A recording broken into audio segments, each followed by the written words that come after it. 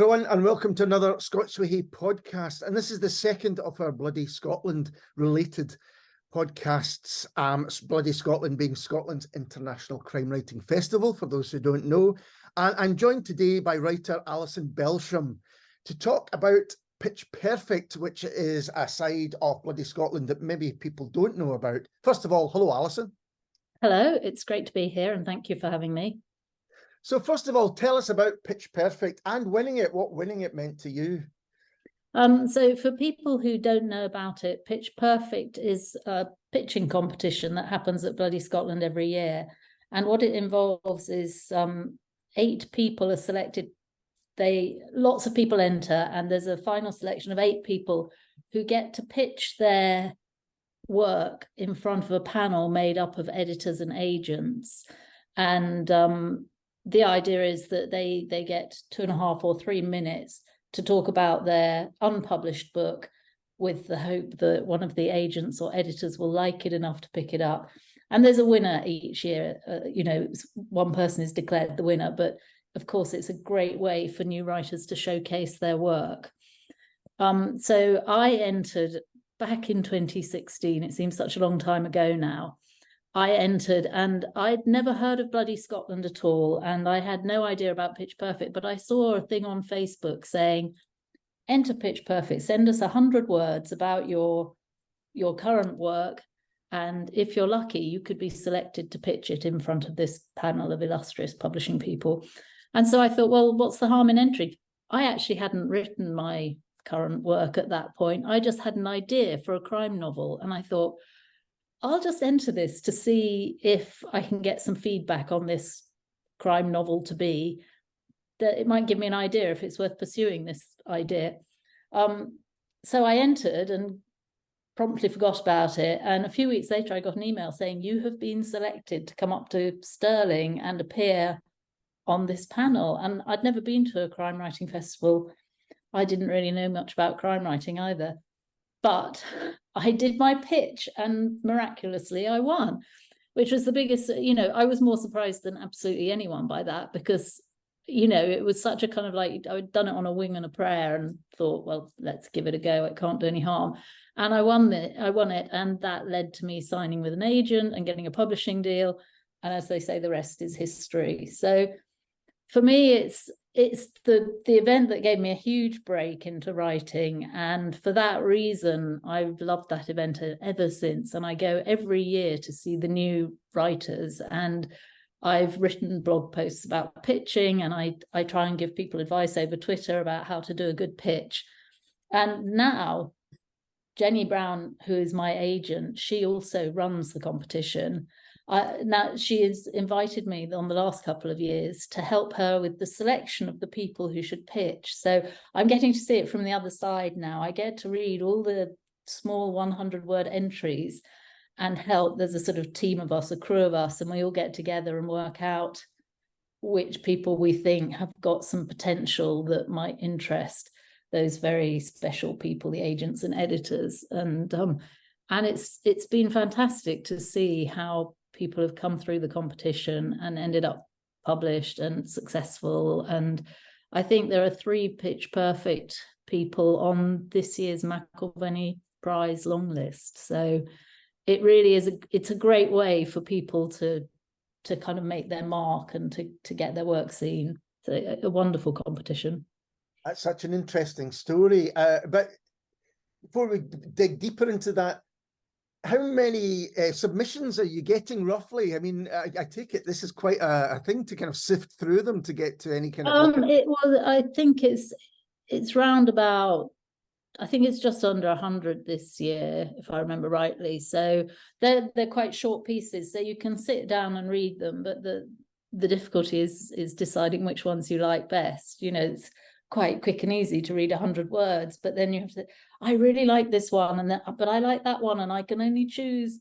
There are usually 7 or 8 people who get chosen, and of course you're having to whittle down from this nearly 100 entries. So it's some of them you read and you think immediately, no, that's not going to go the distance for whatever reason, and it may be just because you haven't got enough information about the story, or it may be that the story just sounds too familiar to, some of these police procedural sort of stories can be very, very similar. You're always looking for something that stands out as being different, is what I'm trying to say. So, and some of them, you read them and immediately you think, oh my God, I desperately want to read that book. That has to go through because that sounds like such a compelling story. But then you reach the sort of point where it's like, I want to put all these other ones through as well. And, you're having to kind of find reasons to narrow it down.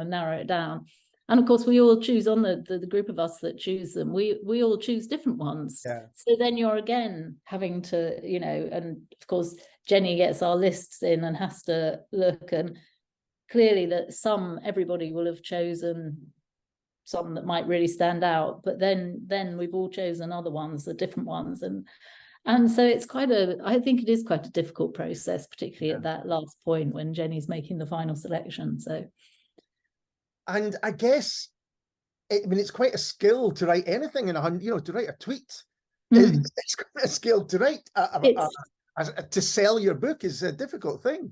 Yes, I mean, that's a very different skill. So, of course, we're judging on how they've encapsulated their book into this tiny, short thing, which is a different skill. And if there was anything that, you might say that if someone didn't have that kind of marketing skill, they might still be a really good writer. So we might that might go by us, but then it's not the only route into the publishing industry. Yeah. But it tends to be that if the novel has a compelling story and a well-structured story, generally someone who could write something like that can also encapsulate it in that short thing in a way that's going to grab our attention. And the fact that so many pitch perfect entrants have gone on to be published shows that it seems to be an okay way to pick these people out of the crowd, as it were. And I spoke to 4 of the 5 debut prize shortlisted writers. Mm-hmm. And nearly all of those, although they're up for a debut prize, they had novels that they'd written which hadn't been published, that they'd submitted, and all of those things. So to hear your story is really interesting. The fact that you pitched before you had the novel, you just had the actual idea itself. Yes. To be fair, I had written other novels before that, but not crime novels. Not that particular novel that I pitched. I tried to write other novels in different genres. And I think most writers definitely have written 2 or 3 books before they're picked up. So, you have to learn your craft, and it's hard work writing a novel, and some people are very lucky and get the very first novel published, but more usually people have had a few stabs at it before they get a publication deal. Yeah, that sounds like the kind of more familiar story. So why did you choose then to move into crime? What was the kind of inspiration? Was it just that idea that you had? It came from the fact, so my first book was called The Tattoo Thief, and the idea came to me. So in 2016, I got a sleeve tattoo, and when I got it, the first night after work had started, it took several sessions to do, but after the first session, I was lying in bed awake, and I was sort of buzzing with excitement that I'd started to get my tattoo. And I thought to myself, I've got my tattoo now. No one can take it away from me. Right. And the little writer's voice in my mind said, yes, but what if someone did take it away? What if someone stole your tattoo? And I thought, oh my God, that's a crime novel. Someone who steals tattoos. And so there it was, this tiny thought. I'll write a crime novel about someone who takes the tattoos, the tattoo thief. And so this was the idea that I had, that this serial killer was taking tattoos by leading tattoo artists and collecting them like art. And in Japan, they do in fact take tattoos off dead bodies and cure them like leather, so you can still see the tattoos. So sort of the yakuzas who have these amazing Japanese bodysuits of tattoos, quite often, or not quite often, but sometimes their tattoos are then cured and tanned like leather, and you can see them. And there's a museum, I understand, in Tokyo where you can go and see these tattoos. So I thought, yeah, what if I have a serial killer who's taking the tattoos instead of waiting for people to die, is just literally helping himself to their tattoos while they're still alive? And that was the idea for the crime novel. And so I thought, right, I'll give this a try. I'll write this. And, you know, I set about plotting it, and then obviously entered bloody Scotland, and it kind of, winning it made me think, oh yeah, that was a good idea I came on to. So once you'd won Pitch Perfect, what was the process after that? Well, I then had to write the book, of course, because during Pitch Perfect, the once you've done the pitch, the agents and editors can ask you some questions. And one of the questions I was asked was, how far into the book are you? How many words have you written? And so I said, I've written 1,000 words, I said, which wasn't strictly true. But I thought that amount of work, I thought if anyone asks to see it, I can quickly write that many words. So I said that. And one of the editors said, listen, when you've written a few chapters, send them in and I'll take a look. And Jenny said, you know, yes, Alison, I'd like to act as your agent. And so then it was very much a matter of writing the book and then sending it to the editor who'd been on the panel. And she liked it enough to say, yes, I'll give you a book deal on that. So it was a great start for me. You know, it brought me to the attention of someone who was willing to publish my book. So in terms of the panel, they don't just say, yes, you're the winner, here's your prize, now move on. There's no real practical help. They give practical help. So there's no actual prize. So you don't win a specific prize apart from being declared the winner. Yeah. But on the whole, the winner, and usually several of the people who've entered, will find that some of those agents or editors will say, yes, send me the whole thing, let me read your whole book, and take it from there. And the importance of agents is something that came up in the previous podcast, which I really hadn't thought about. You know, I think most people think, you know, you get signed up by a publisher and then you work with an editor, then the book comes out and that's it. But it does seem that agents increasingly are really important. Is that something? Agents are very important because although you can get a publisher's attention with a competition like this, the more usual way to reach a publisher is by submitting a manuscript. And the large publishers will only take submissions that come via agents. So really, to get a sort of big, good publishing deal, you need to get an agent first, and then they submit it to all the different publishers for you. So it is important. So once your debut came out, what's your career been like since then? It's well, I haven't stopped writing, which is fantastic. So the book that you're reading at the moment is my 7th novel, and that's part of a new series. So The Tattoo Thief went on and became a series of 3 books, and then after that I wrote 2 books with my brother, and they were both set in Afghanistan. My brother worked out there on security in the early 2000s, and I thought, what about writing a crime novel set in Afghanistan? And so then we worked together on these 2 books, so he could bring the authenticity. I can do the crime writing, and he brought all the authenticity of life in Kabul in the early 2000s. So we wrote those 2. Unfortunately, just as they were coming out, the Taliban took over in Afghanistan, which was slightly bad timing on our part, or perhaps on the Taliban's part. But you know, so that's it's such an interesting country, but such a tragic country, and it really, writing about it was so interesting for me, and I learned so much about it during that time. But since then, I've now written another crime series, and the first 2 are out, which are these 2. Yes. Yep. And the 3rd one comes out in November. Right. So I said to you before we started recording, I'm reading The Last Girl's Cry. The Girl's Last Cry, sorry, at the moment. And it does that thing the best crime books do, is that you just can't put it down. You just have to turn another page. And as I say, it was the wee small hours before I kind of said, well, I really have to get to my bed. But it's another series, as you say, the Lexi Bennett books. Yes. So do you think when you start one book, this character, this is going to be a series, or do you write one and then think there's another? Always the books I've written have been designed to be series, because they're very much that's very much the thing that publishers want with those sort of police procedurals. They want a recurring police character. So I write them bearing in mind that this hopefully will always go on to be a series.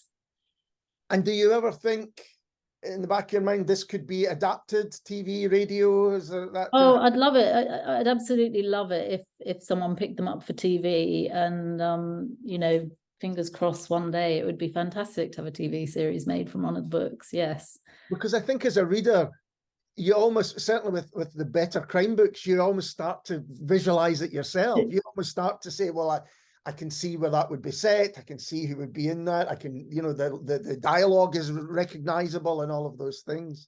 Yeah, I think, and I think it feeds into people who write crime novels now, because we're so used to watching it as a television format as well, that a lot of the crime books are very adaptable for television. You know, the stories, the format of the stories, you've got the sort of mystery, you've got the puzzle, but you've also got the intertwining lives of the people in the story, the team, the lead character, the lead detective, and hopefully they have an interesting element and an interesting dynamic with their team, as well as the mystery, you've always got an overarching sort of feeling of following how these characters are doing from book to book. And you know, that's what I think makes it very good for TV as well, because you can have that series where, as well as each mystery, you're also invested in the characters' lives.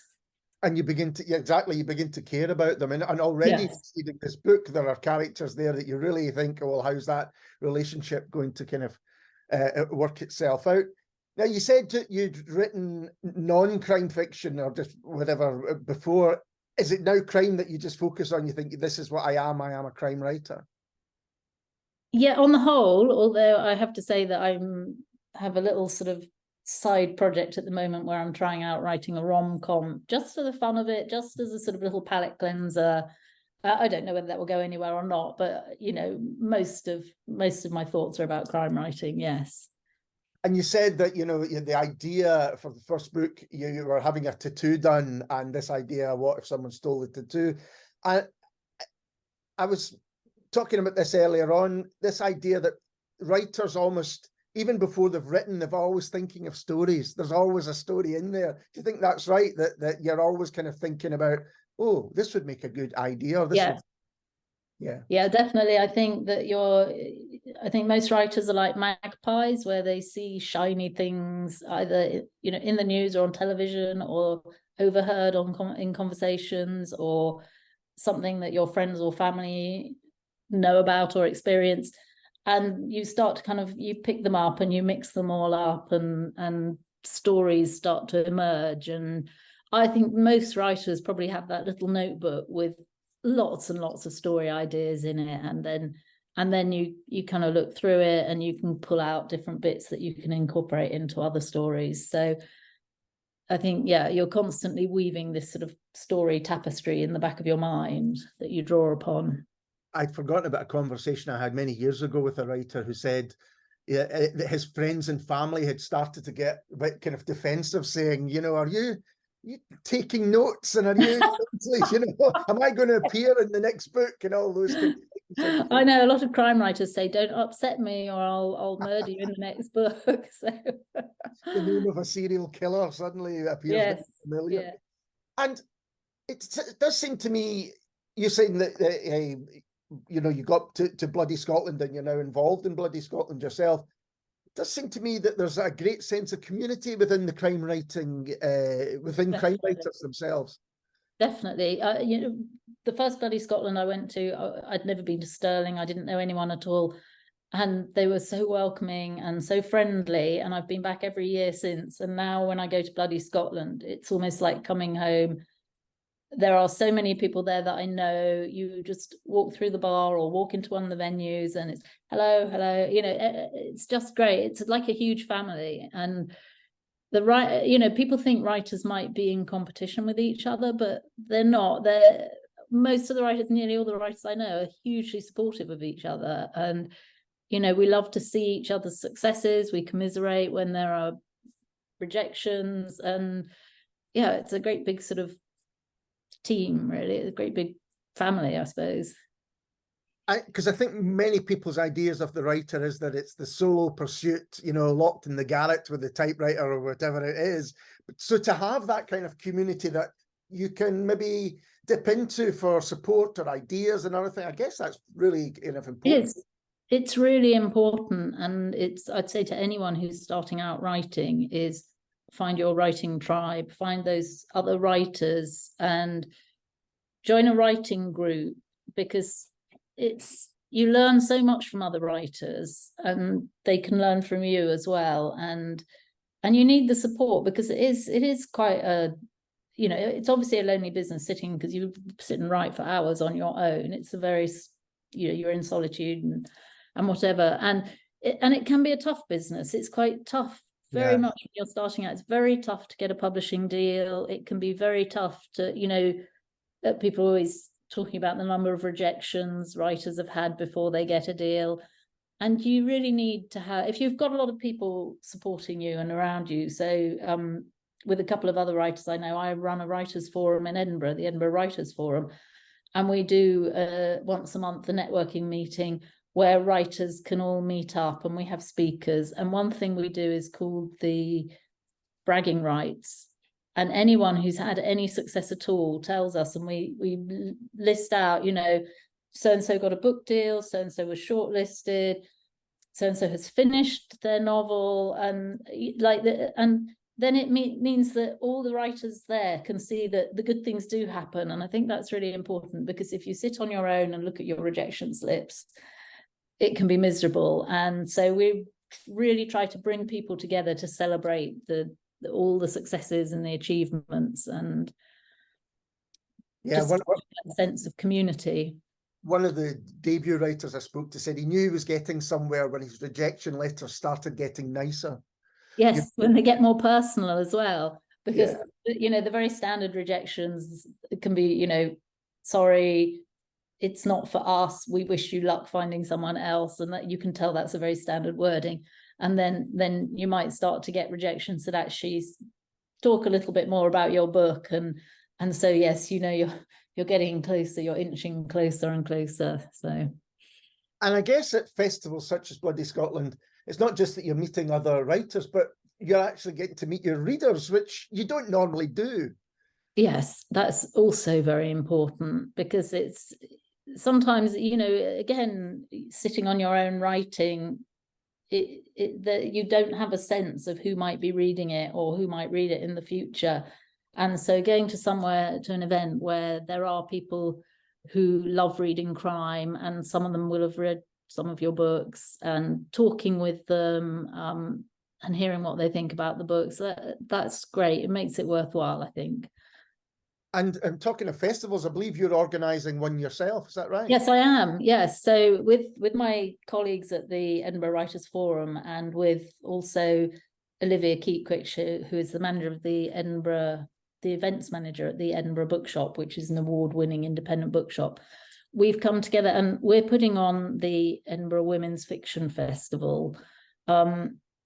We came to this because a lot of the writers we know who write romance, historical romance, what's called book group fiction, women's contemporary fiction, relationship fiction, that whole sort of category of fiction, which is hugely successful, they hardly ever get invited to festivals. Crime writers, there are a huge number of crime writing festivals, for which obviously you have to be a crime writer. And there are a lot of literary festivals who don't necessarily invite romance writers, because historically people have been a bit snobby about romance writing, you know, it's not that literary or whatever. And of course it can be hugely literary, and even when it's not literary, it's hugely enjoyable and popular, and people love to read it. So we got together and we thought, hang on a minute, there needs to be a festival for just this area of books that is so well loved but not catered for. And so we thought, let's set up a festival. We kind of like it sort of, now I think if we knew then what we know now about setting up a festival in a few months, we might have sort of thought, oh, maybe not. But it's an incredible amount of hard work we're learning. But it's the plans are going well. So it's going to be on October the 6th and 7th, which is a Friday. We've got one event on the Friday evening and then 5 panels on the Saturday. And our headline author is Jenny Colgan, who is a Scottish romance writer. She writes rom-coms, and she's sold millions and millions of books. And she's headlining on Saturday afternoon in conversation with Mike Gale, who's a writer of feel-good romantic fiction. And this is what, this is very much on purpose, because although it's called a women's fiction festival, it's about stories that women love to read, but that doesn't mean the writers have to be women. We want to be very, very inclusive and say, yes, men write romance. Yes, romance isn't only about heterosexual romance. It's gay romance as well, historical romance. We want to be open to as much as we can be. Of course, we couldn't fit all that in the title of the festival. But yes. So we've got a lot of great romance writers coming up and appearing in panels, and we've got some writing workshops. Angela Jackson, who is a local Scottish writer who's won awards, she's doing a workshop for us on introduction to writing commercial fiction. So if there's anyone out there who thinks, God, I'd love to write a novel, I'd love to write a book, but I just don't know how to start, that would be the workshop for them to come to, just how to get your start in writing. And we've got workshops about the publishing process and about foreign rights and submissions. So we're covering stuff for writers, stuff for readers, with all the authors who are coming, and we're really looking forward to it. I think it's going to be great fun. So that sounds fantastic. And the writers you mentioned, and Jenny Colgan, I've known her writing for a long, long time. She's fantastic and very funny as well, Jenny. Very, very funny. Because I've seen her do panels, and I believe that she started out as a stand-up comedian, and she still has that gift of making people laugh. She's great. We've also got Sarah Sheridan on our opening evening to talk about the history of women's fiction, and she's another very high-profile Scottish writer. So yeah, absolutely.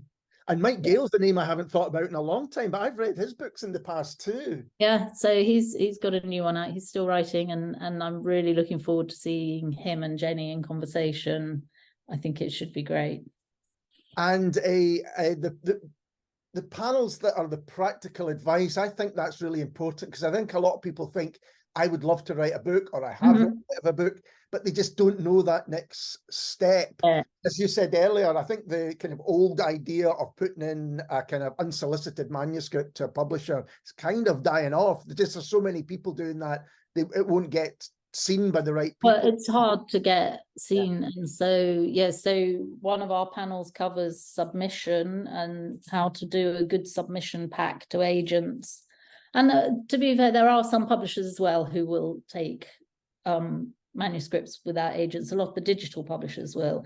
So, learning about how to do an effective submission is very important. And then we've got one workshop which is about what to expect from the publishing industry. If you reach a point where your manuscript is finished, if you know nothing about publishing, it can be very daunting as well. And so we've got one workshop which will tell you all about the publishing experience, what might happen, what you need to be doing. And I think that will be a really very useful workshop. And that's being presented by Sarah Jade Virtue, who works for Simon & Schuster. Yeah. And she's a huge supporter of romance fiction and romance writing. And so I think that will be really interesting. Anyone who wants to write romantic fiction, I think they should come along to that workshop. I think it will teach them an awful lot. And the premise behind the festival is really interesting as well, because, as you say, this is writing that's very popular, but maybe doesn't get the kind of critical acclaim or the attention that it deserves. And where crime seems to have done it, is popular, but it does get the attention, and the awards and festivals and all that kind of thing, which is interesting in itself. It's managed to create its own story, if you like. Is that something you think that romance and that side of fiction could maybe do, that you could maybe help do that? I think so. I mean, I think there's definitely been a lot of voices saying, a lot of people notice that there's a lack of festival time and space for these writers, because earlier in the year, Lighthouse Books did a small one-day romance festival. And I think there's one somewhere down in the south of England, possibly in Bristol or Bath, I'm not sure. But I think that, the attention, they're starting now to get that attention. And I think for a long time, crime was the most popular genre. And then it was overtaken by romance and women's fiction during the pandemic, I think, where people maybe wanted something lighter and more escapism. Rom-coms are absolutely huge at the moment. And definitely, we've set up this festival, and we hope that next year we'll have more panels. We'll have 2 whole days with more panels and more workshops. And hopefully it will go on. I don't know if it could grow into being something as big as Bloody Scotland, but we do hope that it will go on over the years and expand and become a very much loved festival in the way that Bloody Scotland is. And is there a website where people can learn more about it? There is. It's Ed Women's Fiction Fest, all in lowercase, all run together, .co.uk. And we're on Twitter and Facebook and Instagram. If you search any of those for Edinburgh Women's Fiction Festival, you'll find our profiles on there. And tickets are on sale now. So fantastic. Well, get there, because it does sound, just from the names that you've mentioned, it does sound really, really good. Did you have influences in terms of your crime fiction? Are there writers who you think, yeah, that's who I enjoy reading, perhaps? I like a lot the Scandi crime writing, and of course I had read The Girl with the Dragon Tattoo, which is extraordinary. I think the first book is absolutely extraordinary, and then of course that has grown on. You had the trilogy by the original writer, and then more books by other writers in the franchise, which is great. And I think one of the most influential books probably is Silence of the Lambs, which is such a superb book, and I would call it literary as well as being crime, but also absolutely terrifying. It took me a long time to get around to read that, because I'd watched the film, and it was so scary, that film, that for quite a while I didn't want to go anywhere near the book. But then I finally thought, right, I have to read it, because it is a titan in crime writing. And it's just fantastic. I would say to anyone who likes, is interested in crime, if you haven't read it, go and read that. So those are the sort of influences that I had when I, and then there are so many others that, dating back to the very early books. So one of my favorite writers is John D. MacDonald, who wrote the Travis McGee books, right? Which he's American, and they're almost sort of black comedy. They're very humorous, and they're set in about the 1960s. I think the later ones possibly in the 1970s, and it's a private investigator down in, I think he's in Florida, or it might be Los Angeles. I can't remember. It's a while since I read one. But he lives on a boat called the Busted Flush, which is a poker term, and his morals are slightly dubious. He's one of these private investigators who skirts on both sides of the law, but he always helps people. He gets drawn into these cases where he helps people.